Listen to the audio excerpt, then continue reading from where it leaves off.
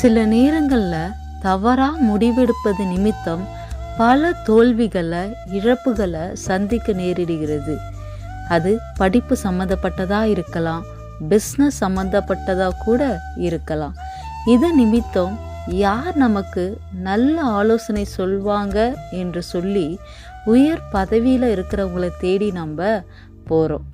பிரியமானவர்களே, வேதம் சொல்கிறது, சங்கீத புஸ்தகம் 32வது அதிகாரம் 8வது வசனம் இப்படியாய் சொல்கிறது, நான் உனக்கு போதித்து நீ நடக்க வேண்டிய வழியை உனக்கு காட்டுவேன், உன்மேல் என் கண்ணை வைத்து உனக்கு ஆலோசனை சொல்லுவேன்.